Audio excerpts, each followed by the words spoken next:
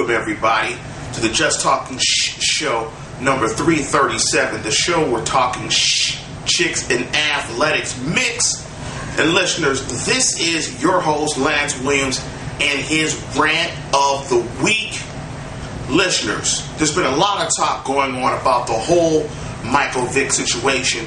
And in the show, listeners, if you're familiar with the show, I've gone on and illustrated my viewpoint of Michael Vick and what I think is going on. First of all, when I look at the Michael Vick situation, I think to myself, given the atrocities and given the criminal offenses that a lot of athletes in the NFL have perpetrated against women, I don't think that dog fighting is an offense that could warrant Michael Vick possibly losing his career.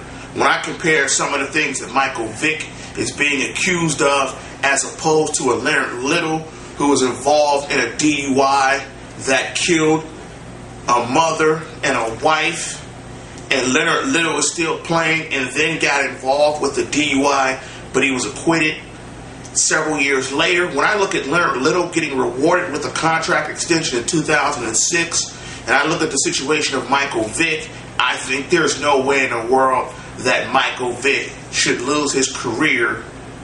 However, I will acknowledge the fact that dogfighting is heinous, it is violent, and that is not the behavior that you want from representatives of the National Football League, especially someone of the caliber of a Michael Vick and the stature of Michael Vick. If I'm Roger Goodell, I suspend Michael Vick minimum a year. If he did not show contrition, then I would give him the suspension after his possible jail sentence. If he showed contrition before that, up into the trial, I might use his time served in prison, if it's a year or more, as an adequate suspension.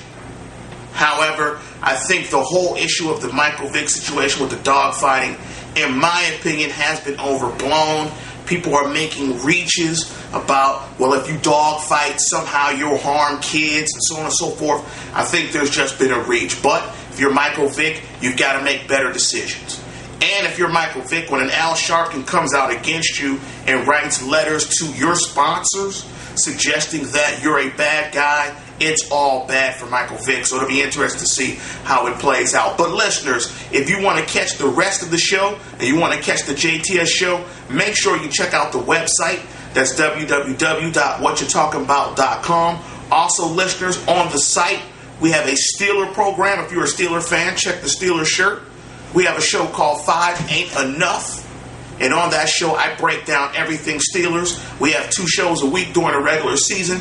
I give a breakdown of the upcoming game and the breakdown of the previous Sunday game. And we do analysis and we break down. And lastly, for all you boxing fans, we got a boxing show out there called Body Blow, the boxing show that goes toe-to-toe. So listeners, check us out at www.WhatChaTalkinBout.com.